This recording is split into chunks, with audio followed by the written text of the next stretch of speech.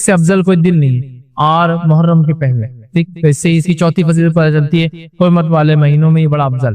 آئیے اس کی پانچویں فضیلت کیا ہے، ففتھ اس کی فضیلت کیا ہے، وہ کیا ہے؟ اس عظیم ماہ میں کثرت سے روزے رکھنا مستحب ہے، جو کہ صحیح مسلم کی روایت ہے، افضل الصیام بعد رمضان شہر اللہ المحرم، کہ رمضان کے بعد اللہ کے قریب سب سے افضل روزے محرم ہیں، یا دوسرے الفاظ میں نفل روزوں میں سب سے افضل روزے محرم کے ہیں۔ اور آگے نبی اکرم صلی اللہ علیہ وسلم اسی حدیث میں وَأَفْضَلُ الصَّلَاةِ بَعْدَ الْفَرِيضَةِ صَلَاةُ اللَّيْلِ، اور سب سے افضل صلاۃ، سب سے افضل نماز فرض نمازوں کے بعد وہ رات کی نماز ہے۔ تو نفل میں سب سے افضل تہجد، اور نفل روزوں میں سب سے افضل محرم کے روزے ہیں۔ یہ تو افضل الصیام، سب سے افضل روزے بعد رمضان، رمضان کے بعد کون سے؟ اللہ کے مہینے محرم۔ ہمیں چاہیے اس مہینے محرم میں کیا کرے؟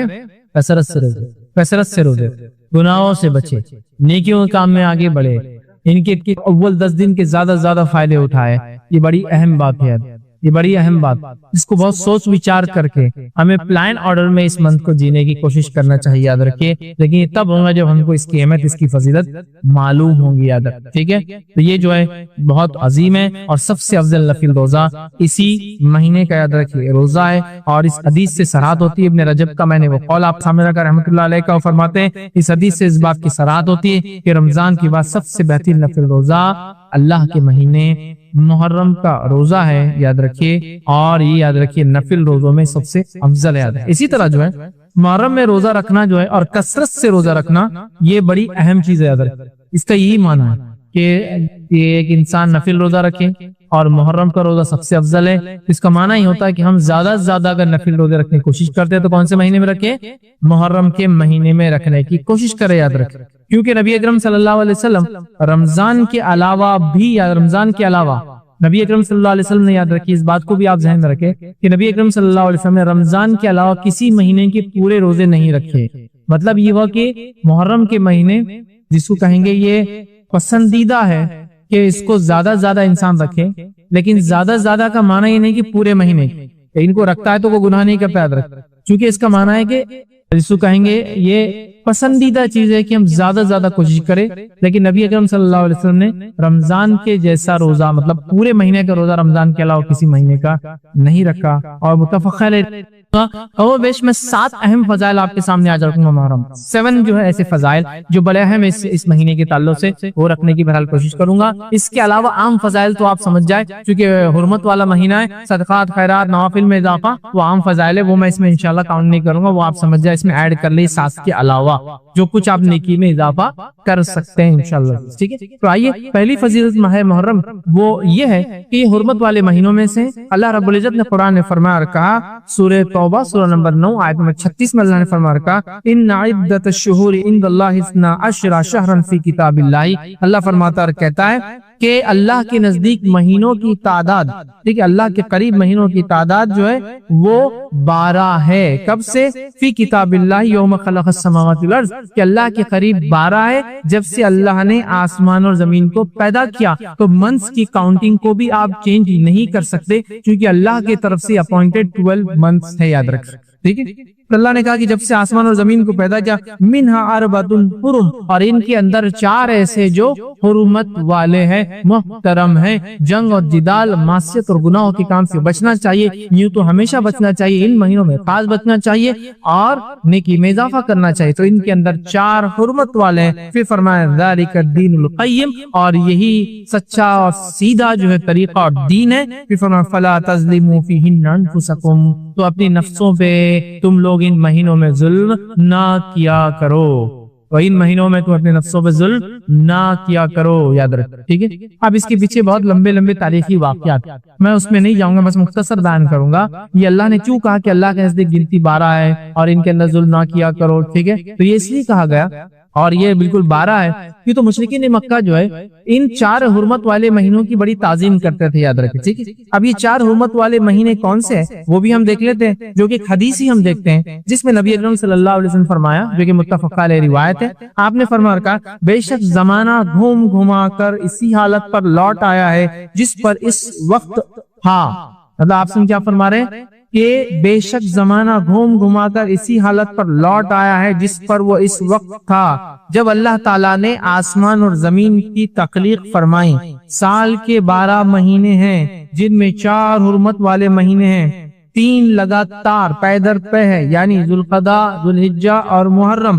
چوتھا مہینہ اس کے بعد آپ نے فرمایا مضر قبیلے کا ماہ رجب ہے جو جمادی الاخری اور شعبان کے درمیان آتا ہے۔ تو پتا چلا 4 حرمت والے مہینے ذوالقعدہ، ذوالحجہ، محرم اور رجب۔ اب یہ اللہ کے رسول صلی اللہ علیہ وسلم کیوں کہہ رہے کہ زمانہ گھوم گھما کے اس کی اصلی حالت پہ آ گیا ہے، اور اللہ نے کیوں کہا کہ اپنی نفسوں پہ ظلم مت کرو اور یہ سیدھا دینے؟ اس کے پیچھے واقعہ یہ ہے کہ مشرکین مکہ چونکہ دور جہالت میں بھی ان 4 مہینوں کو حرمت والا مانتے تھے، ذوالقعدہ، ذوالحجہ، محرم اور رجب کو وہ دور جہالت میں بھی حرمت والا مانتے تھے، اور ان کا اصل کام لوٹنا تھا، قافلوں وغیرہ کو لوٹ کر یہ اپنی معیشت، اپنے کاروبار، اپنے کام کا مطلب ان کا اکثر میں ایک کام تھا۔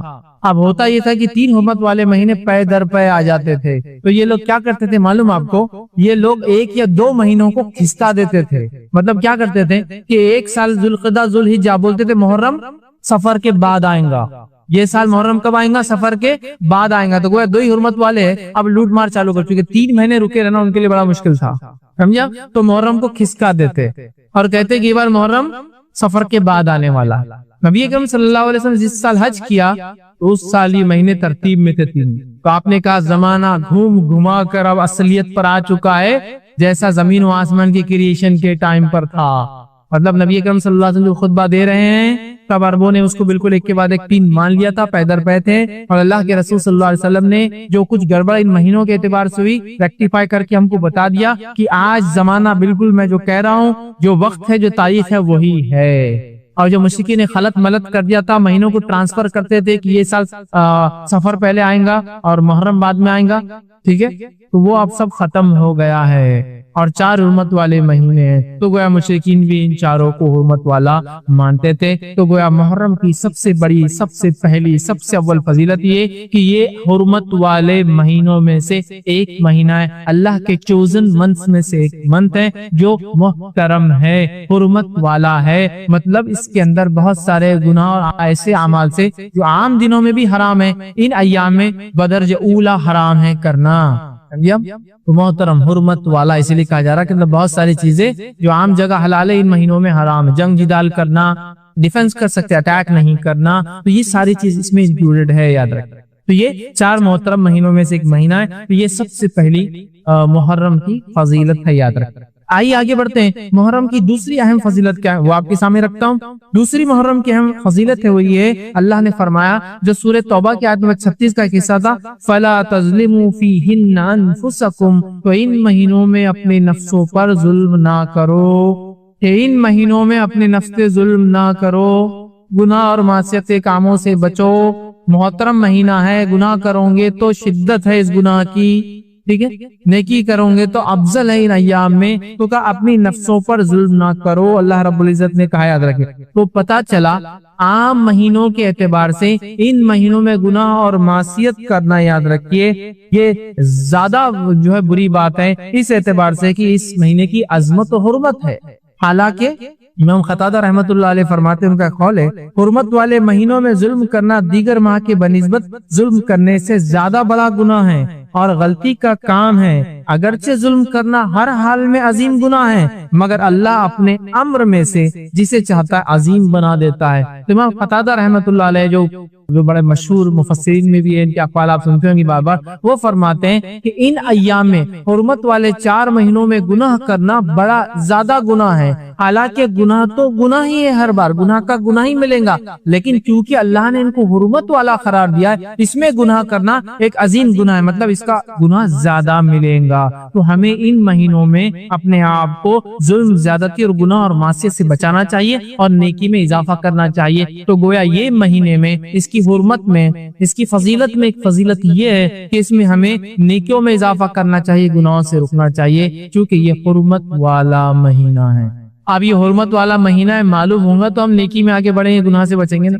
اب نون ہی نہیں محرم کب آتا ہے اور کب چلا جاتا ہے معلوم نہیں. اچھا کچھ لوگوں کو معلوم بھی ہے تو بس اتنا معلوم کہ عاشورے کا ایک دن ہے اور کچھ بھی نہیں معلوم. نہیں میرے بھائی، یہ پورا کمپلیٹ منتھ چاہے 29 کا ہو یا 30 ڈیز کا ہو حرمت والا، اور یہ چاروں مہینے کمپلیٹلی حرمت والے، کمپلیٹلی بالکل. ذوالقعدہ، ذوالحجہ، محرم اور رجب کمپلیٹ حرمت والے، چاہے کتنے بھی دن کے ہو، 30 کے ہو یا 29 کے. ہاں ان میں بھی مخصوص ایام اور زیادہ کچھ ہے، جیسے کہ ذوالحجہ کے پہلے 10 ایام اتنے افضل ہے کہ اس میں کیے گئے اعمال باقی تمام سال کے اعمال سے افضل. پہلے 10 دن ہم سب جانتے ہیں وہ بڑے حرمت والے، یاد رکھیے یہ ایام ہیں. تو اس میں دوسری فضیلت یہ نیکی میں آگے بڑھنا ہے، اپنے نفس کو ظلم سے بچانا ہے. یاد رکھیے تبھی ہم ظلم سے بچا سکتے اپنی نفس کو، جب معلوم ہو یہ مہینہ چل رہا ہے. چلیے آئیے آگے بڑھتے ہیں. تیسری فضیلت اس ماہ کی، اس مہینے کی، اس منتھ کی کیا ہے وہ دیکھتے ہیں. اسے نبی اکرم صلی اللہ علیہ وسلم نے اللہ کا مہینہ قرار دیا ہے. محرم کا مہینہ اللہ کا مہینہ ہے. ویسے تو پورا سال اللہ کا ہی ہے، لیکن اللہ جس سے چاہتا اپنی نسبت جوڑ سکتا ہے، جس کو چاہتا اپنی طرف سے فضیلت دے سکتا ہے نا. تمام دن اللہ کے ہیں، تمام مہینے اللہ کی، لیکن اللہ اس کو جوڑتا ہے. تمام کائنات میں جو کچھ ہے وہ اللہ کا ہے، تمام مسجدیں اللہ کا گھر ہے، لیکن اللہ نے ایک گھر کو خاص نسبت دی اپنے سے، اور وہ بیت اللہ ہے. اللہ کی من کسی جگہ کو، کسی مقام کو، کسی دن کو، کسی مہینے کو اپنے سے جوڑ سکتے، یہ اللہ کی من. تو نبی اکرم صلی اللہ علیہ وسلم نے اس ماہ کو، حالانکہ سارے ماہ اللہ کے ہیں، اللہ کا مہینہ قرار، اللہ نے اپنی نسبت جوڑا. اس سے بھی اس کی فضیلت میں سمجھتا ہوں آپ لوگوں کے سامنے، ہمارے سامنے واضح ہوتی ہے. یاد رکھیے ٹھیک ہے. تو آئیے اللہ کا مہینہ ہے، اس تعلق سے مسلم کی روایت ہے. نبی اکرم صلی اللہ علیہ وسلم فرماتے ہیں، اور حدیث کے الفاظ ہے، افضل الصیام بعد رمضان شہر اللہ المحرم. کیا فرماتے ہیں؟ رمضان المبارک کے بعد اللہ کے مہینے محرم کے روزے سب سے زیادہ افضل ہیں. تو یہاں اللہ کا مہینہ شہر اللہ المحرم کہا، تو یہاں کا شہر اللہ المحرم، اللہ کا مہینہ محرم. یہاں ہمارا بھی جو جملہ ہے یہ لئے ہم اللہ کا مہینہ ہوں. تو تیسری فضیلت اس مہینے کی یہ، نبی اکرم صلی اللہ علیہ وسلم نے اس ماہ کو اللہ کا مہینہ کہا ہے. میں سمجھتا ہوں فضیلت بڑی واضح ہے. یہ اللہ کا مہینہ ہے، سارا سال اللہ کا، لیکن اس مہینے کو اللہ نے خاص نسبت دی اپنے آپ سے. یاد رکھیے ابن رجب رحمۃ اللہ علیہ فرماتے اور کہتے ہیں کہ اس حدیث میں اس بات کی صراحت ہے، کلیریفیکیشن ہے کہ رمضان کے بعد سب سے بہترین نفل روزہ اللہ کے مہینے محرم کا ہے. رمضان کے بعد ایک تو اس میں شہر اللہ المحرم سے پہلے کہ افضل الصیام، سب سے افضل روزہ اس مہینے کا ہے. اور وہ کون سا مہینہ ہے؟ جو ہے محرم کا ہے. اور یہ مہینہ کیا ہے؟ اللہ کا مہینہ. یاد رکھیے یہ یہاں بتایا جا رہا ہے.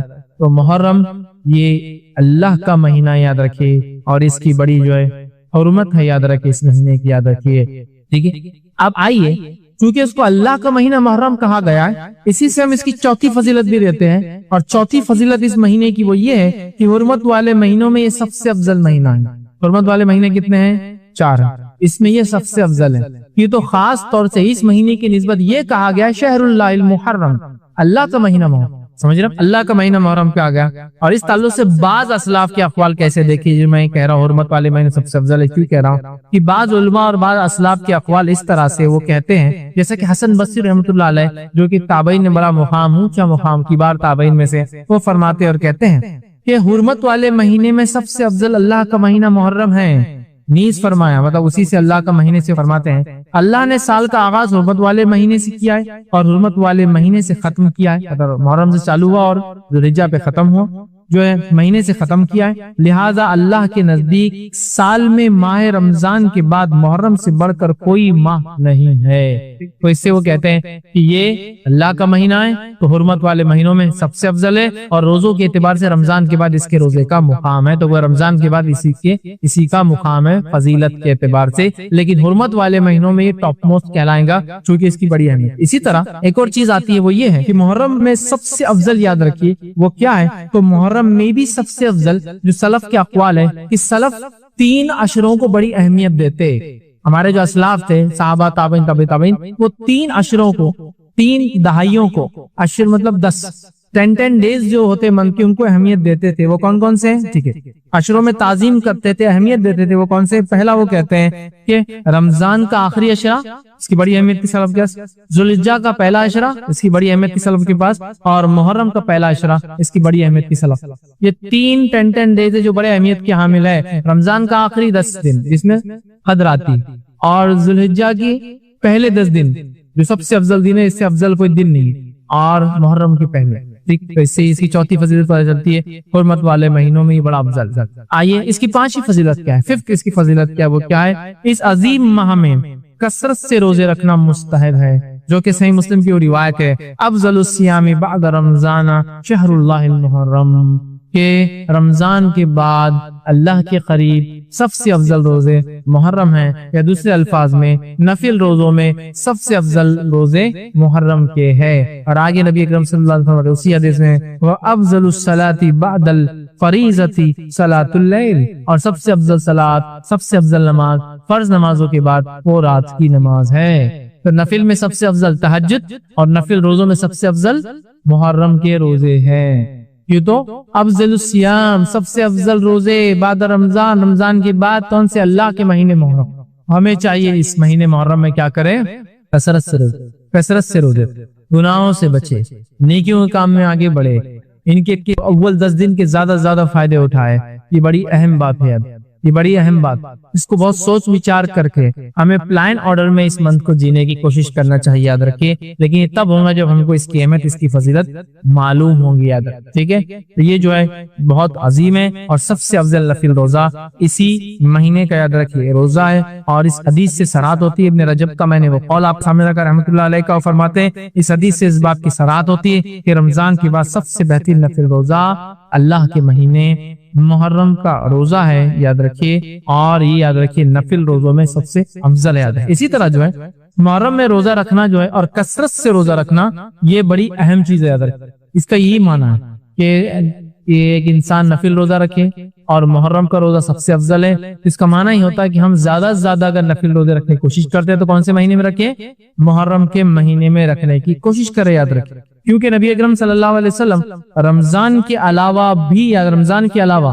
नबी अकरम सल्लल्लाहु अलैहि वसल्लम ने, याद रखिए इस बात को भी आप ज़हन में रखें कि नबी अकरम सल्लल्लाहु अलैहि वसल्लम ने रमजान के अलावा किसी महीने के पूरे रोजे नहीं रखे। मतलब ये हुआ कि मुहर्रम के महीने जिसको कहेंगे ये पसंदीदा है कि इसको ज्यादा इंसान रखे, लेकिन ज्यादा का माना ही नहीं कि पूरे महीने, इनको रखता है तो वो गुनाह नहीं करता, याद रखें। क्योंकि इसका माना है कि जिसको कहेंगे ये पसंदीदा चीज है कि हम ज्यादा कोशिश करें, लेकिन नबी अकरम सल्लल्लाहु अलैहि वसल्लम ने रमजान के जैसा रोजा, मतलब पूरे महीने का रोजा रमजान के अलावा किसी महीने का नहीं रखा। और मुतफ़क़ रिवायत है, उसके अल्फाज इस तरह से है कि रमजान के अलावा नबी अकरम सल्लल्लाहु अलैहि वसल्लम ने कभी भी जो है एक माह के मुकम्मल रोजे नहीं रखा, और न ही शाबान से ज्यादा किसी महीने में रोजे रखा। इससे पता चला कि मुहर्रम का महीना ये पसंदीदा है, कोशिश करना चाहिए रखे, लेकिन पूरे महीने का रखना नबी अकरम सल्लल्लाहु अलैहि वसल्लम साबित नहीं है। आपने सिर्फ रमजान के पूरे रखे, और सबसे ज्यादा रोजे जिस महीने के आप रखते थे वो कौन सा था, शाबान था। अब एक अशकाल हो सकता है जहन में कि जब मुहर्रम का महीना सबसे अफजल महीना है तो नबी अकरम सल्लल्लाहु अलैहि वसल्लम ने मुहर्रम में सबसे ज्यादा रोजे क्यों नहीं रखे। तो इसके लिए उलमा लिखते हैं, हो सकता है मुहर्रम की फजीलत नबी अकरम सल्लल्लाहु अलैहि वसल्लम को बाद में बताई गई हो, और उससे पहले आप शाबान के रोजे रखते रहे। हो सकता है मुहर्रम की फजीलत तो पहले बताई गई हो, लेकिन गज़वात, सफर या बीमारी की वजह से अल्लाह के रसूल ने इसके रोजे ज्यादा ना रखे हो, कुछ भी रीजन है। लेकिन अफजल तो सबसे कौन से, मुहर्रम किया। लेकिन नबी सल्लल्लाहु अलैहि वसल्लम ने कंप्लीट मंथ के रोजे सिर्फ रमजान के रखे, और रमजान के अलावा शाबान से ज्यादा रोजे आप किसी महीने में नहीं रखते थे, याद। लेकिन अफजल तो बहरहाल इसी के, तो इससे पता चलता है कि ये इस्तेहबाब जिसको बोलते हैं, मुस्तहब है कि हम जो इसके रोजे ज्यादा रखने की जो है बहरहाल कोशिश करें, ठीक है। आइए आगे बढ़ते हैं। छठी फजीलत इस महीने की क्या है, सिक्स फजीलत हम देखते हैं। छठी क्या है, वो ये कि मुहर्रम में आशूरा है। मुहर्रम में आशूरा है। आशूरा क्या है, मुहर्रम की 10 तारीख मुहर्रम में आशूरा है। और आशूरा क्या है, मुहर्रम की 10 तारीख है, याद रखें। आइए इसके ताल्लुक से भी कुछ बातें हम सीखने की कोशिश करते हैं, ठीक है। जमहूर के नजदीक, सलफ और खलफ के नजदीक, याद रखिए मुहर्रम की 10 तारीख को आशूरा कहते हैं। इसमें कोई इख्तिलाफ नहीं कि आशूरा कब आता है। मुहर्रम की 10 तारीख को आशूरा कहते हैं। लेकिन एक बार वजाहत कर दूं, लोगों ने इस ताल्लुक से बड़ी झूठी सच्ची रिवायतें बयान की, याद रखिए, इतनी कि कभी कभार तो काउंट नहीं कर सकते। लेकिन आशूरे के ताल्लुक से अक्सर रिवायतें ज़ईफ और मौजू है, सिवाय चंद को छोड़ के जो मैं आपके सामने रख दूंगा इंशाअल्लाह। समझ रहे हैं। बहुत सारे लोग इसकी बहुत सारी फजीलतें बयान करते हैं, ये तक बयान करते हैं कि आसमान इसी दिन बना, जमीन इसी दिन बना, आदम अलैहिस्सलाम इसी दिन बने, इसी दिन जमीन पे भेजे गए, इसी दिन तौबा कबूल हुई, इसी दिन यूनुस अलैहिस्सलाम मछली की पेट में गए, इसी दिन निकाले गए। ऐसी कोई सही रिवायत नहीं چونکہ دیکھیے جب بات آتی ہے فرمان نبی، مطلب قرآن کے علاوہ اگر وحی کا کوئی ذریعہ ہے تو فرمان نبی صلی اللہ علیہ وسلم، فرمان نبی میں اگر کوئی چیز نہ ہو تو میں اپنے دل سے راب بول کر اللہ کے سامنے پکڑنے نہیں آنا چاہیں گے نا، بس تو نہیں افضل دن ہے، لیکن بہت سارے لوگ جو بتاتے ہیں وہ نہیں۔ ہاں یہ تو حدیث کے اندر واضح ہے کہ اللہ تعالیٰ نے آدم علیہ السلام کو جمعہ کے دن بنایا،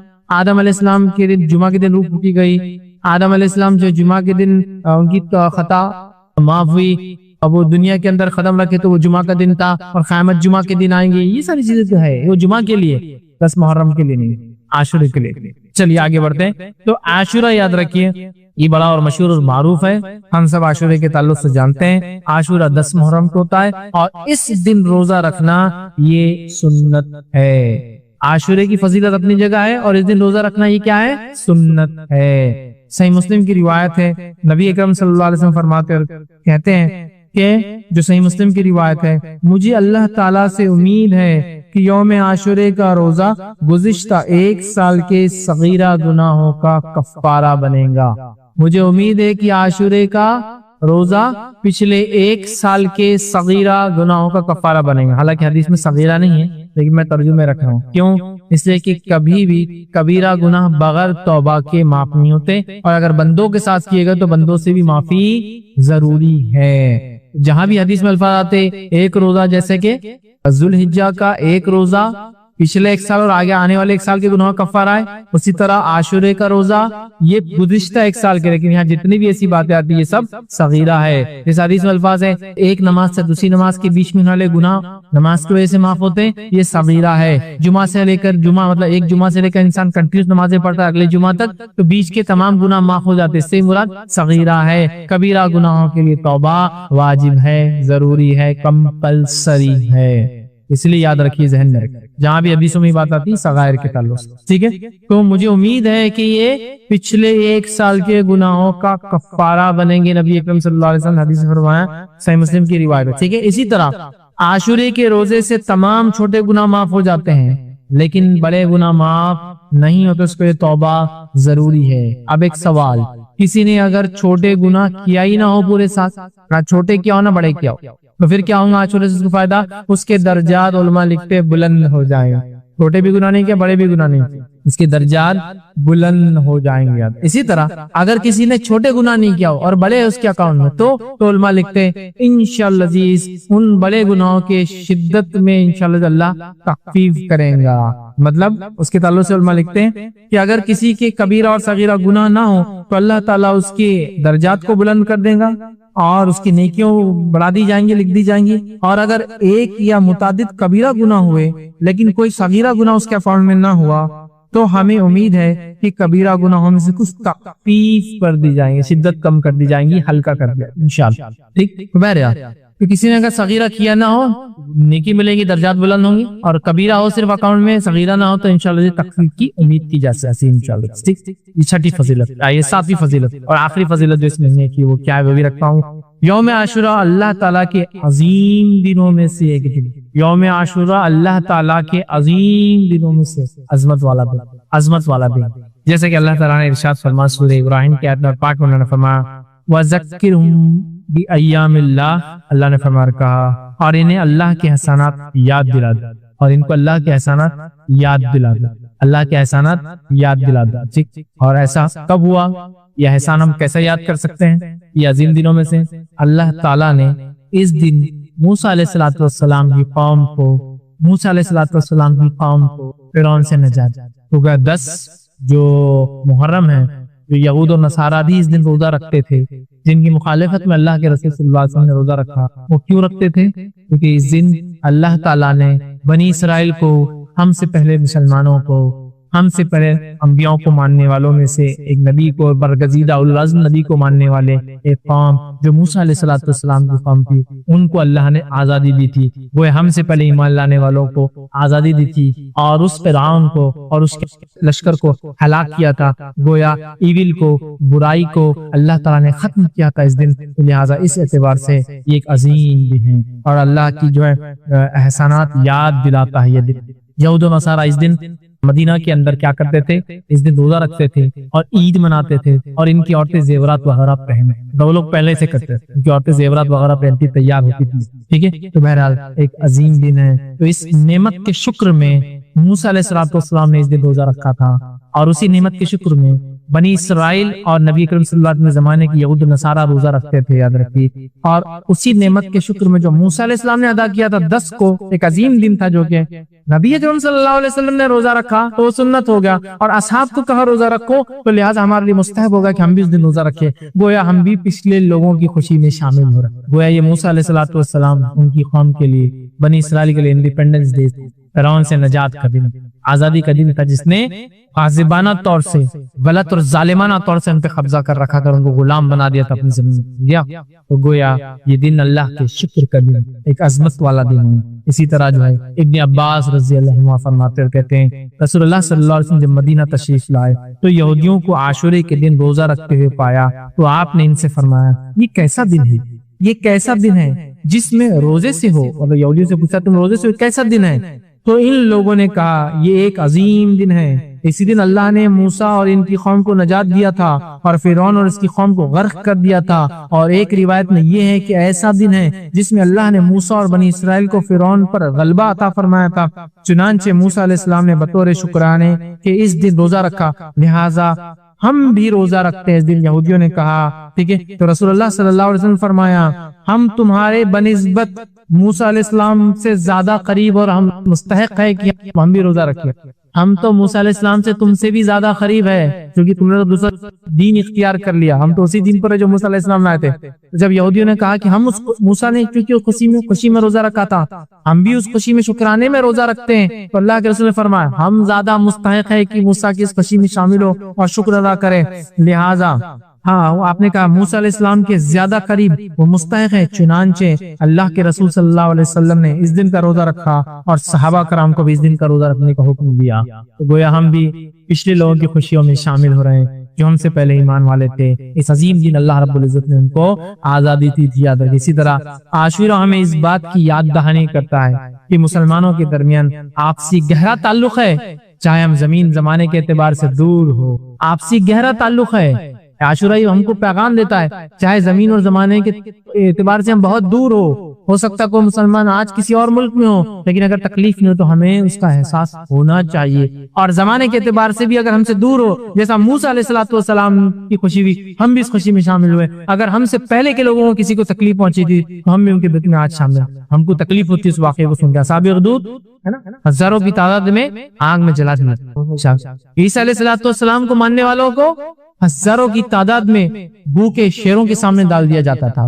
آپ کو معلوم رومی حکومت، بزنطینی حکومت بننے سے پہلے رومن امپائر جب تک عیسائیت قبول نہیں کیا تھا تو انہوں نے ہزاروں ہزار عیسائیوں کو جو عیسیٰ علیہ السلام پر ایمان لائے تھے بھوکے شیروں کے سامنے مار، وہ تکلیف میں ہم بھی شامل ہیں، چاہے وہ آج یہود اور نصارہ ہو، لیکن جب وہ ایمان لائے تھے اپنے نبی پہ تو ہم ان کے تکلیفوں میں شامل۔ تو زمانے کے اعتبار سے ہم آگے پیچھے ہو یا علاقے کے اعتبار سے ہم آگے پیچھے ہو، ہم ایک دوسرے کی تکلیف اور خوشیوں میں ساتھ ہے۔ یہ بات کہ ہم کو سے میسج ملتا ہے، یاد رکھیں کہ زمین اور زمانے کے بدلنے سے کوئی فرق نہیں ہوتا، ہم مسلمان آپس میں ایک دوسرے سے گہرا تعلق رکھتے، یہ میسج یہی تھا۔ اور کیوں نہ ہو، اللہ رب العزت نے قرآن میں یہ بات کی والمؤمنون والمؤمنات بعضهم اولیاء بعض، مومن مرد اور مومن عورتیں آپس میں دوست ہیں، اولیاء ہیں۔ سورۃ توبہ کی بہرحال یہ آیت ہے، ایک دوسرے کی مددگار ہے، سورۃ توبہ کی آیت نمبر 71 ہے، اور ایک دوسرے کی مددگار ہے، دوست مومن مرد اور مومن عورتوں کو، یہ بھی پیغام ہم کو ملتا ہے۔ اسی طرح 10 کو جب موسیٰ علیہ السلام اپنی قوم کو لے کر نکلے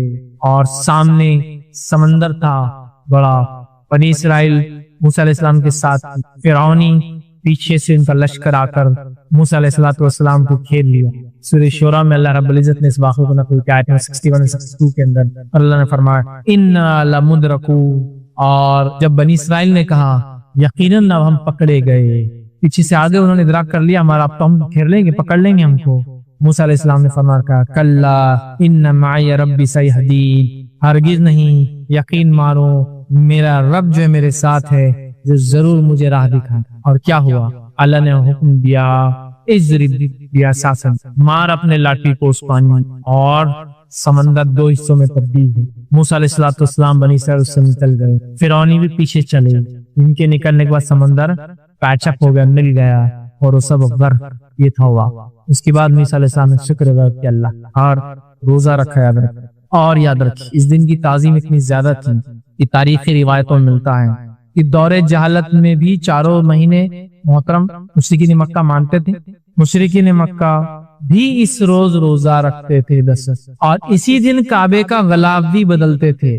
आशुरे काबे का गलाब याद रखिए नबी अकरम सल्लल्लाहु अलैहि वसल्लम ने बदला और उसके बाद वो सिलसिला और मामला चलता ही रहा।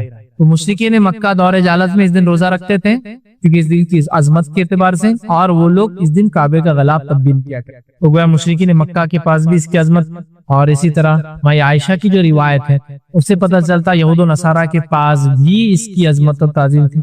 मैं समझता हूँ पूरा वाक़या मैंने आपके सामने रख दिया। फिर भी बहुत मुख्तसर सा इसके बाद फिर दोहराता माई आयशा की रिवायत को फरमाती कहती जमाना जहालियत में कुरैश आशूरे के दिन का रोजा रखते थे। खुद रसूलुल्लाह सल्लल्लाहु अलैहि वसल्लम ने भी हिजरत से पहले इस दिन का रोजा रखा, हिजरत से रोजा रखा। जब आप सल्लल्लाहु अलैहि वसल्लम हिजरत करके मदीना मुनव्वर तशरीफ लाए, खुद भी इस दिन का रोजा रखते थे और दूसरों को भी इस दिन का रोजा रखने का हुक्म देते थे।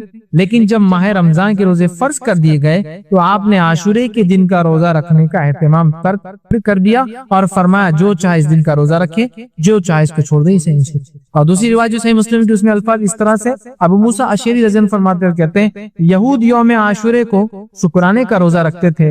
इस दिन मसरत का इजहार करते थे, ईद मनाते थे, अपनी औरतों को जेवरात और सामान पहनाते थे जीनत का, और सामान पहनकर वो मुज़य्यन होती, अपने आप को सजाती और संवारती। यहूद भी रोजा रखते, मुश्रिकीन भी रोजा रखते, और इस दिन की हुर्मत उनके पास। तो आशूरा हमें क्या मैसेज देता है? आशूरा हमें मैसेज देता है कि ये एक बड़ा ताज़ीम का दिन है, अल्लाह की अजमत वाला दिन है। याद रखें इसमें हमें रोजा रखना चाहिए शुक्राने में कि अल्लाह ने हमसे पहले मुसलमानों को नजात दी थी, है ना। दूसरा, अल्लाह ताला ने दुश्मनों को मुसलमानों के हलाक किया था इस दिन। और तीसरा, हमें मिलता है कि इस कारनामे को हम याद करते हैं इस दिन आशूरे के दिन और रोजा रखते हैं इसके शुक्राने में। याद रखिए लिहाजा आशूरा हमारे लिए मैसेज देता है, मुसलमानों को पैगाम देता है। ये पूरा महीना बहरहाल अपने आप में बड़ा अहमियत कहानी ले। वैसे तो मुहर्रम वही महीना है जिसमें नबी करीम सल्लल्लाहु अलैहि वसल्लम मदीना हिजरत करके इस दिन पहली मुहर्रम थी जब आप मदीना पहुंचे थे। इसी से हिजरी सन और साल बहरहाल चालू होता है, तो बड़ी इसकी अजमत है। याद रखिए तो ये थी 7 फजाइल इस महीने, और मैं समझता हूँ 7 फजीलत में ये तो हमको वाज़े पता चला। ये हुर्मत वाला महीना है, ये नेकियों के करने वाला महीना है, ये मासियत और गुनाहों से बचने वाला महीना है, कसरत से रोजे रखने का महीना है, ये अल्लाह ताला का महीना है। और इसी तरह इसमें आशूरे का रोजा रखना है, 9, 10 एक ही का रोजा रखना है, कोशिश करना ना हो सके तो कुछ 10 और 11 का भी इंशाअल्लाह रोजा इंसान रख सकता है। और ये दिन हमें याद दिलाता है और हमें दूसरे मुसलमानों से जमीन और जमाने के एतबार से हमसे अलग क्यों ना हो, उनसे हमारा रिश्ता जो रहता है इस वक्त और भाईचारे का हमें मैसेज देता है। तो बड़े पैगाम है, बड़े फजाइल है। इसके अलावा और क्या कर सकता है इसमें?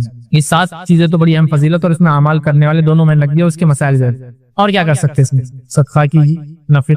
इसके अलावा इस महीने और क्या कर, हुर्मत वाला महीना है तो फिर इसमें जुल्क़दा भी ऐड कर लीजिए, जुल्हिज्जा भी ऐड कर लीजिए, मुहर्रम भी ऐड कर, रजब भी ऐड कर। नमाजों का एहतमाम कीजिए, नफिल ज्यादा, गुनाह और मासियत से तो रोकना है। और जितनी ज्यादा नेकी मतलब सदकात कीजिए, खैरात कीजिए, नफिल नमाजें पढ़िए और जितनी ज्यादा नेकियां कर सकते करिए। और इन 4 महीनों में जो हुर्मत वाले बिलखुसूस गुनाहों से अपने नफ्स से बचाने की कोशिश करें। तो ये अमल आप इजाफी और कीम कर कहूंगा, नफिल नमाजों में इजाफा, नफिल सदक़े और खैरात में इजाफा और नेकियों में इजाफा आप कीजिए। गुनाहों से बचना तो है ही इस महीने का, तो लिहाजा इन अमाल में आप इजाफा करने से इंशाअल्लाह हम जो है इन 4 हुर्मत वाले महीनों को सही फायदा उठा सकेंगे। और खास तौर से मुहर्रम में क्या क्या आप अमल करें, मैंने आपके सामने जो करना है तमाम बातें इस लेक्चर के जरिए बहरहाल कर दी। मैं अपनी बात को ही खत्म करूंगा। अल्लाह रब्बुल इज्जत से दुआ है कि अल्लाह सुब्हानहू व तआला हम तमाम को हर हुर्मत वाले महीने, हर मुक़द्दस दिन का फायदा उठाने की बहरहाल तौफीक अता फरमाए।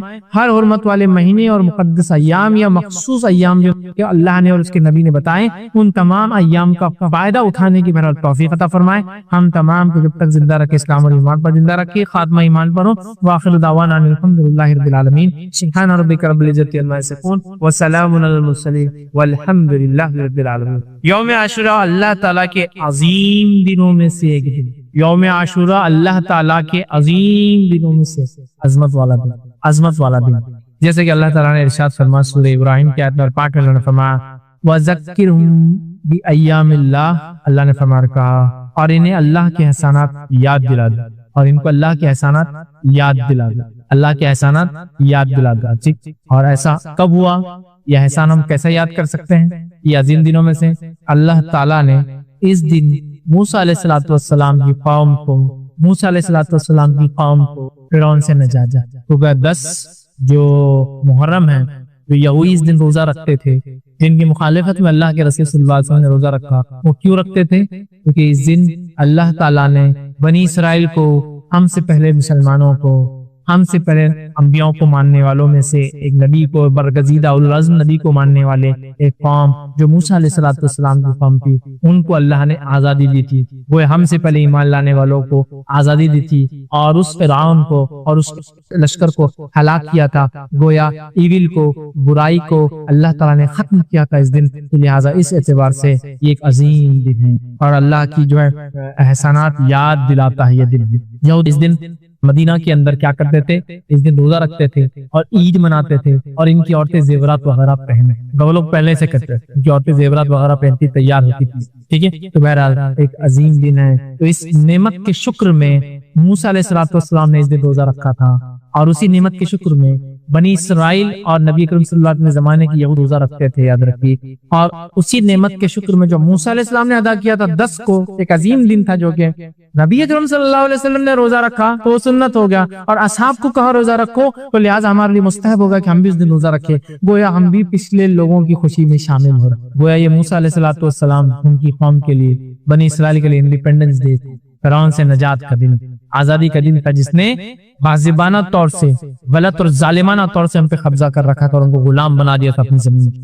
جن کے بارے میں صرف سن کر ہماری عقلیں تعجب کرتی ہے، یہ ستارے جھڑنے والے ہیں، یاد رکھیے ستارے جھڑ جائیں گے۔ ستاروں کو جن کو میں اور آپ دیکھتے ہیں جو ٹمٹماتے ہیں، بہت چھوٹے چھوٹے ہوتے ہیں، اور کبھی کبھار بدلی کے آنے سے اور سورج کی صبح مطلب زمین کی گردش کے چھپ جاتے ہیں۔ ان ستاروں کے بارے میں جو سائنٹیفک سٹڈیز موجود ہے، وہ سائنٹیفک سٹڈیز یہ چیز بتاتی ہے کہ یہ ستارے اتنے بڑے ہیں کہ ہمارا سورج ان کے سامنے کوئی مقام اور کوئی حیثیت نہیں رکھتا، جس سورج کے سامنے ہماری زمین کوئی مقام اور حیثیت نہیں رکھتی۔ سورج کے مقابلے میں ہماری زمین جو ہے مطلب کتنا ہے وہ تو نہیں بتا سکتا، خالی ایک پیمانہ کچھ بتانے کی کوشش کر رہا ہوں۔ جوپیٹر بول کر ایک جو سیارہ ہے، وہ سیارے کے اندر ہماری دنیا جیسی 1300 دنیایں آتی ہیں، جو کہ ایک بہت چھوٹا سا ایک سیارہ ہے، ملکی وے دودیا گیلیکسی جس کو بولتے ہیں، ملکی وے گیلیکسی کا۔ تو اس کے اندر ایک جوپیٹر سب سے بڑا جو سیارہ ہے، پلانٹ جس کو کہتے ہیں، اس میں ہماری دنیا 1300 دنیا اس میں آئیں گی تو جب وہ بھر سکتا ہے، وہ اتنا بڑا ہے۔ اور اس کے مقابلے میں ملینز آف ٹائم، مطلب اس کو کہیں گے 10 لاکھ گنا بڑا سورج اس کے مقابلے، مطلب سورج دیکھیے ہمارا، سورج کی مطلب دیکھیے کتنا مطلب وہ بڑا ہے کہ ہم 1300 جو ایک سیارے کے اندر آئیں گے، پلانٹ کے اندر جو دنیا آ سکتی ہے، اس کے مقابلے ملینز آف ٹائم 10 لاکھ گنا بڑا ہے۔ اور یہ سورج کے تعلق سے سائنس آج یہ بتاتی ہے کہ جو دیگر، سورج بھی ایک ستارہ ہے، یاد رکھیے، دیگر جو ستارے دودیا گیلیکسی جو ہے، ملکی وے گیلیکسی ہے، اس میں 100 ٹریلین سے زیادہ سٹارز، مطلب کھرب کی جو گنتی ہوں گی، ارب سے بھی زیادہ، بلین سے بھی زیادہ، ٹریلین جو ہوتے ہیں، 100 کھرب سے زیادہ اس کے اندر ستارے ہیں۔ جن ستاروں کو اگر سورج کے مقابلے میں ماپا جائے تو کچھ ستارے تو ایسے ہیں جس کے اندر کروڑوں گنا جو ہے سورج جب آئیں گے تو وہ ایک ستارے کا مقابلے سے، تو سورج جو ہے وہ اتنا چھوٹا ہے ان ستاروں کے مقابلے میں، جس کو ہم جو چمکتا ہوا صرف دیکھتے ہیں، کہ ویسے لاکھوں اور کروڑوں سورج مل کے وہ ایک ستارہ بناتے ہیں، جو اتنے بڑے ہیں، جن میں سے ادنا 1,25,000 میل فی سیکنڈ کی رفتار سے بھاگتا ہے، ادنا سے ادنا، جو دنیا میں آگے کبھی کبھی گر جاتے ہیں چھوٹے چھوٹے، تو وہ یہ رفتار سے گرتے ہیں کہ گویا اگر آپ خلا میں ہوں اور آپ کے جسم میں سے اس کا ایک ذرہ جائے تو وہ چیر کے گولی تو بہت کم تیز ہوتی ہے، وہ کب نکل جائے گا انسان کو پتہ نہیں، اس کا جسم پھٹ جائے گا پورا، اتنی رفتار سے دوڑتے ہیں۔ ان ستاروں کے تعلق سے اللہ فرما رہا ہے جن کی حیثیت قیامت کے روز، چونکہ وہ منظر ہی ایسا ہوگا اور وہ گھڑی اور وہ وقت ہی ایسا ہے، وہ جھڑنے لگیں گے، اپنے مقامات کو چھوڑ کر گرنے لگیں گے، یا جو ہے ایک رفتار سے ایک مقام کی طرف جو بھاگ رہے ہیں وہ جمع ہونے لگیں گے۔ تو کہا اذا الکواکب انتصرت، اور جب یہ ستارے جو اتنے دور ہیں اور ان کے فاصلے اتنے زیادہ ہیں کہ دودیا وے جو ملکی وے گیلیکسی جس کو بولتے ہیں عام زبان میں، اس گیلیکسی کو پار کرنا بھی انسان کے لیے ناممکن، کیونکہ انسان جو زیادہ سے زیادہ رفتار آج طے کرتا ہے وہ جو ہے وہ بہت زیادہ نہیں ہے، ادھر مطلب ایسی نہیں کہ جو رفتار بہت جو ہے تیز ہو اور جس کی وجہ سے وہ کر لے۔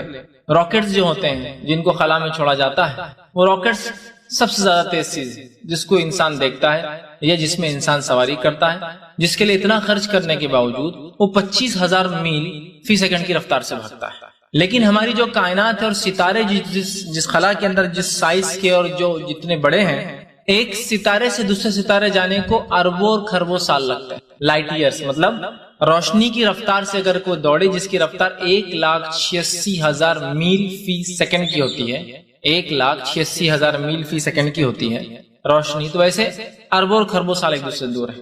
اور معاف کرنا، 25,000 میل فی جو ہے گھنٹے کی رفتار سے جو ہے انسان آج چل سکتا ہے، 25,000 میل فی گھنٹہ جس سے راکٹ چلتے ہیں، یہ جو ہے انسان کی رفتار ہے۔ اور ایک ستارے دوسرے ستارے اربوں اور خربوں سال دور ہیں، وہ ستارے جو ہے جھڑنے لگیں گے، گر جائیں گے، اپنی خلا جس جو ہے آربٹس کے اندر جو اللہ رب العزت نے راستے ان کے لیے طے کر رکھے جن میں وہ گھومتے دن اور رات، اور ایک قسم سے وہ تیرتے ہیں خلا کے اندر، اسپیس کے اندر، یہ ستارے اپنے مقامات کو چھوڑ دیں گے اور جھڑ کر جو ہے نیچے گرنے لگیں گے۔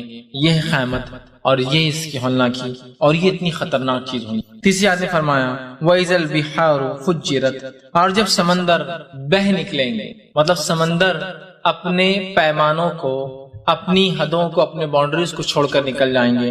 اور یہ ہم سب جانتے ہیں سمندر اپنی حدوں کو سوائے کسی بڑی گھٹنا کے، بڑے واقعے کے کبھی نہیں چھوڑتے۔ ہمارے نالے ندیاں اوپر نیچے ہوتے، سمندر کا لیول کبھی، اس کا ایک اسپیسیفک لیول ہے، ہائی ٹائڈز اور لو ٹائڈز، اس سے اوپر نہیں ہوتا ہے سوائے کوئی بڑی گھٹنا یا واقعے کے، جیسے کہ کوئی سونامی، زلزلہ آ جائے سمندر میں، تو تب وہ زلزلے کی وجہ سے پانی نکلتا ہے اور اس کی حدوں سے باہر آتا ہے، ورنہ عمومی طور سے سمندر اپنی جگہوں کو چھوڑتے نہیں، ان کا ایک فکس وہ ہے، اور اتنا لیول تک آتے ہیں، پیمانے تک، اس کے بعد نیچے چلے جاتے ہیں، پھر اوپر آتے ہیں۔ تو وہ ہولناکیاں ایسی ہوں گی قیامت کی کہ سمندر جو ہے بہہ نکلیں گے، اپنے حدود کو چھوڑ دیں گے، یا پھر وہ ہولناکی، وہ منظر ایسا ہوگا، نقصان ایسا ہوگا، یا پانی اس رفتار سے یا زمین اس رفتار سے کھینچی جائیں گی، یا دنیا یا کائنات اس رفتار سے ایک طرف جائیں گی کہ اس کا نتیجہ یہ ہوگا کہ سمندر اپنی جگہ چھوڑ کر بہنے لگ جائیں گے۔ مطلب جس رفتار سے وہ بہتے ہیں، جس لیول تک سمندر چڑھتے اور آتے ہیں، وہ اس مقام کو چھوڑ کر بہنے لگیں گے اور آگے بڑھ جائیں گے۔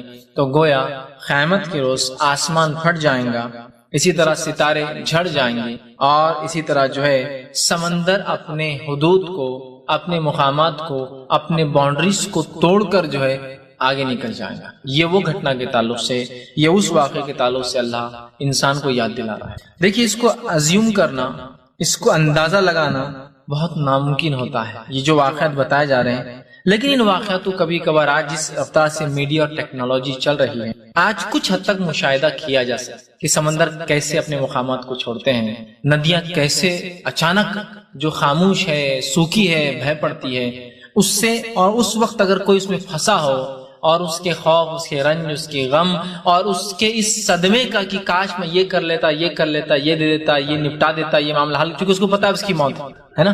تو اس گھٹنا کو یاد کیجئے تو اس آخرت کے منظر کو کچھ حد تک ہم اندازہ لگا سکتے، کبھی بھی اس کو ایگزیکٹلی ہم جس کو کہیں گے سمجھ نہیں سکتے، لیکن کچھ نہ کچھ ہو سکتا ہے کہ اچانک انسان جو ہے سوکھی ندی میں بیٹھے، ایک بوند پانی جس میں نہیں، اور ایک لمحے کے اندر ایک زوردار باڑ ادھر سے آتی ہے، اور وہ ساری کی ساری بستی اور گاؤں جو ٹیمپرری بستا ہے، جب ندیاں چلی جاتی ہے بہ کر چلا جاتا ہے، تو اس وقت اگر ان لوگوں کی ہولناکی اور صدمے کا اندازہ آپ لگا سکتے ہیں، اس سے کئی گنا زیادہ صدمہ ان لوگوں کو ہوگا۔ اور چونکہ قیامت اتنی سخت ہے اور اتنے کم وقت میں اور اچانک آنے والی ہے کہ حدیث میں آتا ہے کہ انسان اونٹ کا دودھ دھونے بیٹھا ہوگا، اور جب قیامت آئیں گی وہ ایسے صدمے میں ہوگا کہ وہ دودھ کو دھونے سے پہلے، نچوڑنے سے پہلے ختم، اور اس کی ہولناکی ایسی ہوں گی کہ ایک ماں اپنے بچے کو دودھ پلا رہی ہوں گی، جو کہ اس کے لیے سب سے اہم کام ہوتا ہے نا۔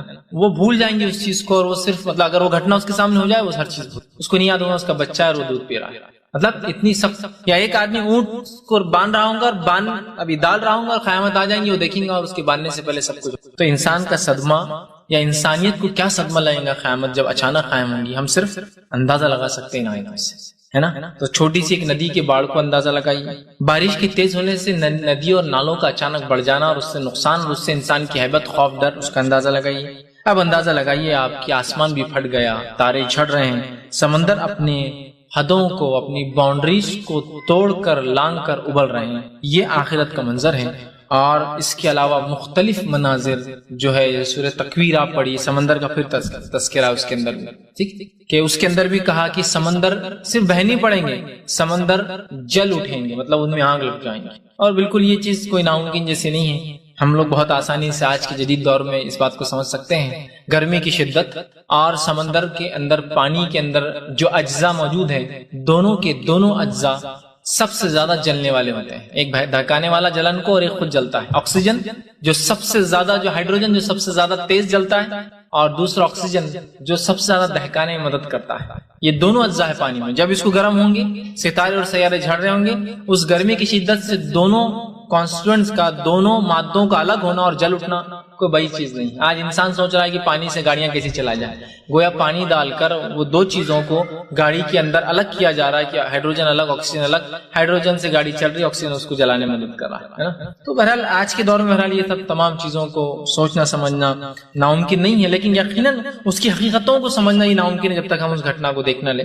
اللہ ہماری تمام کی جو حفاظت کرے. اب دیکھیے چوتھی آیت میں کیا فرمایا، وَإِذَا الْقُبُورُ بُعْثِرَتْ. یہ تو ہوا کائنات کا حال. چلیے اس سے انسان ختم ہو رہے اور مر رہے نہیں، آپ ختم ہو رہے اور مر رہے ہیں انسان، لیکن دوبارہ اٹھ رہے ہیں ایک حساب کے لیے. تو کہا وَإِذَا الْقُبُورُ بُعْثِرَتْ، اور جب خبریں اکھاڑ دی جائیں گی، انسان کھڑا ہوگا. مطلب اگر دنیا میں انسان جو چاہے کر کے اگر دنیا ختم ہو جاتی اور مر جاتا اور کھپ جاتا اور مٹی ہو جاتا اور اس کے بعد دوبارہ نہ اٹھنا ہوتا تو کوئی مسئلہ نہیں تھا. لیکن اب اکاؤنٹس کا دن ہے، حساب کا دن ہے، قیامت قائم ہوئی ہے، اور قیامت کے اندر جن کو حساب دینا ہے وہ لوگ اٹھائے جانے ہیں. اور وہ انسان کا خبروں سے اٹھنا، بار بار انسان کے خبروں سے اٹھنے کا تذکرہ اس لیے کیا گیا حالانکہ جن اور انس دونوں سے سوال ہونے والا ہے.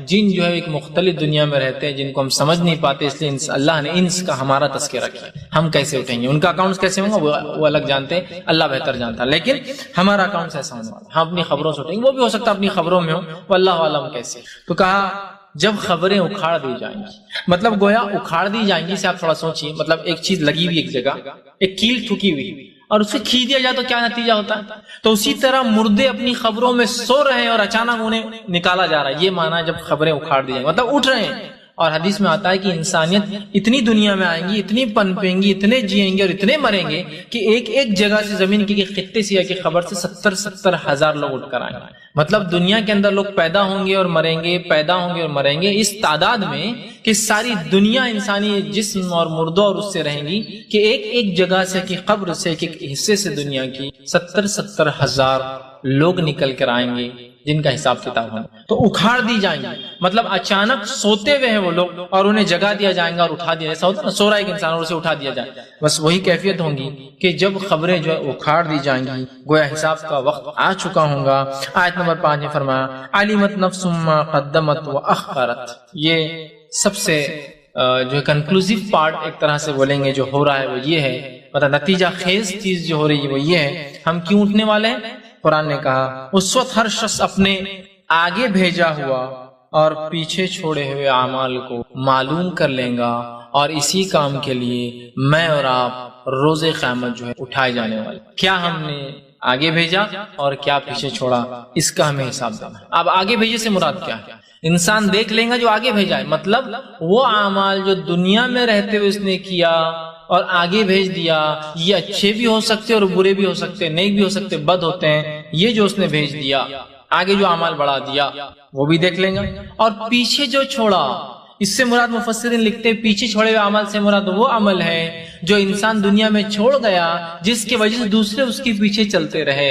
تو یہاں دیکھیے انسان جو آگے بھیجا اور جو پیچھے چھوڑا. اس کا دوسرا معنی یہ ہو سکتا ہے جو آگے بھیجا جو نیکیاں کی، جو پیچھے چھوڑا جو نیک کام پیچھے چھوڑ کر آیا جس کی وجہ سے دنیا یا انسانیت نے اس سے فائدہ اٹھایا. اب یہ اچھا بھی ہو سکتا ہے یا برا بھی ہو سکتا ہے، گڈ اور بیڈ دونوں ہو سکتا ہے. تو انسان وہ دیکھ لیں گا. تو گویا اس صورت کا کنکلوزیو پارٹ یہ ہے کہ ہمیں اٹھنا ہے، اور اٹھنے کے بعد ہر شخص نے جو آگے بھیجا جو پیچھے چھوڑا ہے اس کا جواب دینا ہے. بس اسی کے لیے اللہ نے قیامت کے پورے مناظر، پوری ہولناکیاں بیان کی کہ تم اس سب چیزوں کو سمجھ لو، اس لیے کہ تمہیں اٹھنا ہے اور اٹھنے کے بعد ہمارے پاس آنا ہے. تم نے کیا اچھا کیا اور کیا برا کیا، اس تعلق سے روز قیامت جو ہے تم سے پوچھ ہونے والی ہے. اس کے لیے جو پوری صورت بتائی جا رہی ہے، تمہیں پوچھ ہونے والی ہے، تمہیں جواب دینا ہے.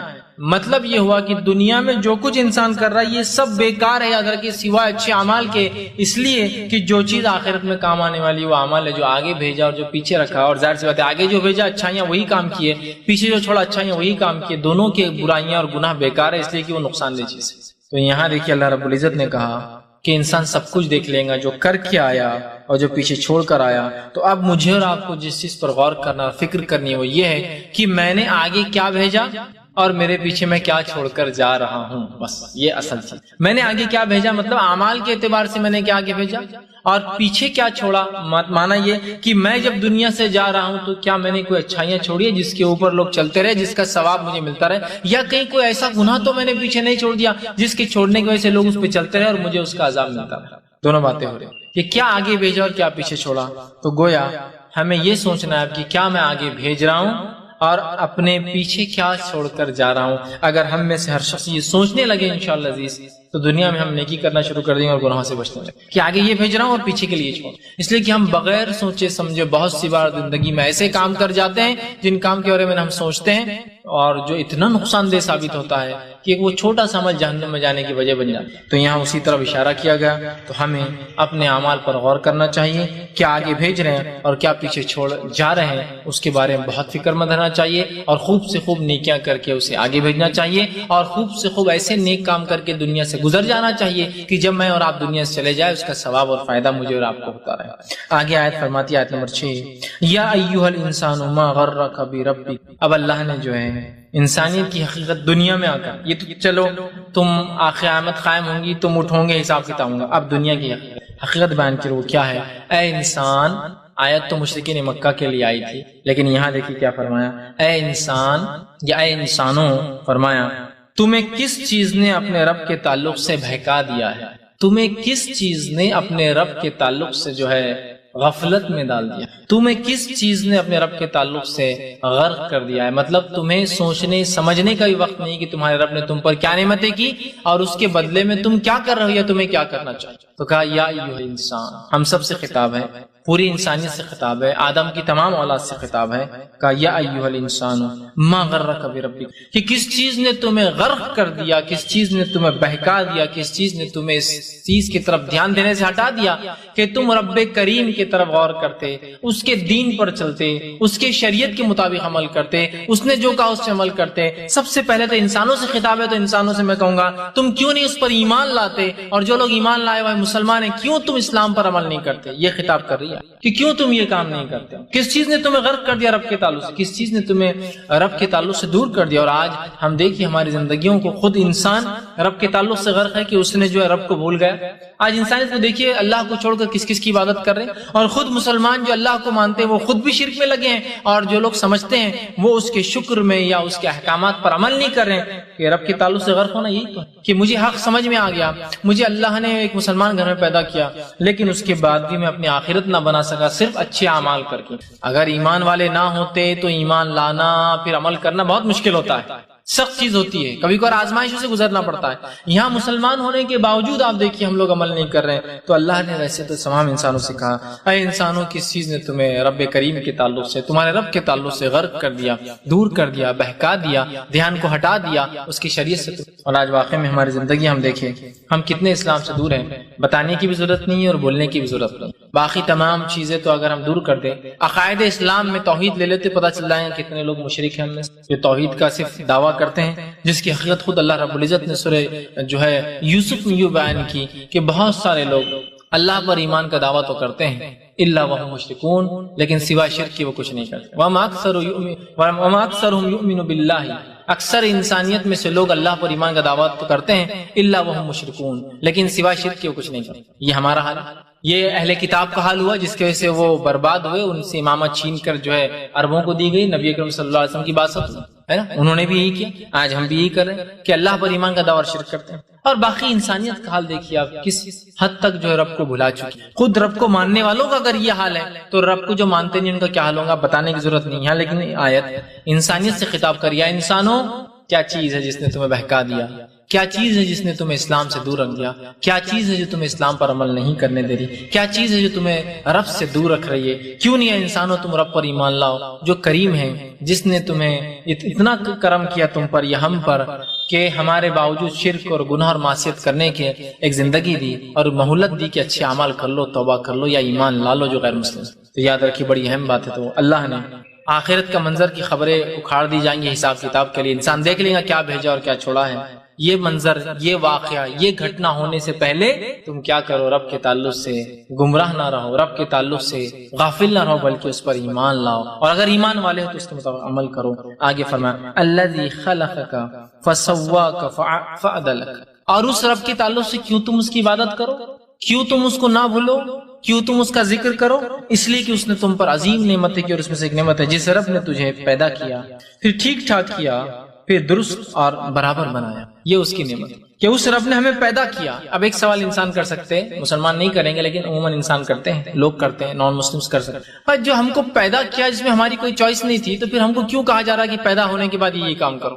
یہ جو نعمت ہے پیدائش کی، ہم نے تھوڑی کہا تھا اللہ سے پیدا کرو جو بعد میں سورگ اور نر، جنت اور جہنم دو، تو پیدا اس نے کیا اور پھر ہم کو سزا اور جزا بھی دیں گا۔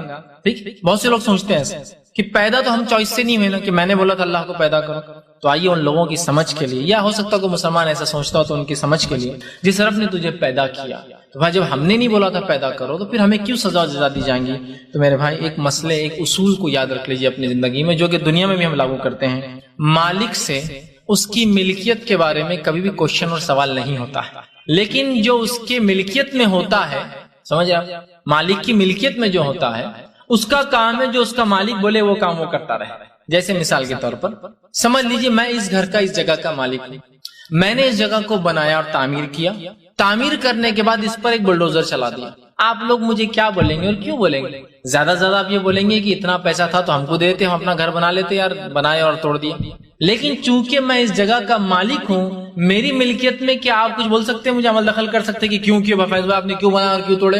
ہاں آپ کے پاس اتنا تھا تو ہمیں، آپ خالی بولیں گے یار کیا آدمی کے پاس جلا رہا ہے، غریبوں کو دیتا تو یہ ہوتا وہ ہوتا۔ لیکن میری چونکہ یہ ملکیت ہے آپ چیلنج نہیں کر سکتے۔ مطلب مالک کی ملکیت کے معاملے میں ہم لوگ خاموش ہوتے ہیں، لیکن جو اس کی ملکیت میں جو اس کے ماتحت ہوتا ہے اس کا کام ہوتا ہے اس کی بات سنے، ہے نا، یہ بات ہے نا۔ تو اسی طرح اللہ ہمارا مالک اور رب ہے نا، تو لہٰذا اس نے کیوں پیدا کیا یہ اس سے سوال نہیں ہو سکتا، پیدا کر دیا، اب صرف جو وہ کہتا ہے وہ کرنا ہمارا کام ہے۔ غلام کا کام یہ ہے کہ جب اس کے آقا نے، اس کے مالک نے اسے کوئی کام دیا وہ کر لے، کیوں کروا رہا ہے یہ پوچھنا، کوشچن کرنا، یہ فطرت کے خلاف ہے۔ دنیا میں بھی نہیں کرتے، آخرت میں آپ کا باؤ سے کمپنی میں یہ کرو، آپ پوچھتے کیوں کرنے کا، تم کو کیا ضرورت ہے، اوپر کیا لگ رہا، آیا کام اپنا ہی۔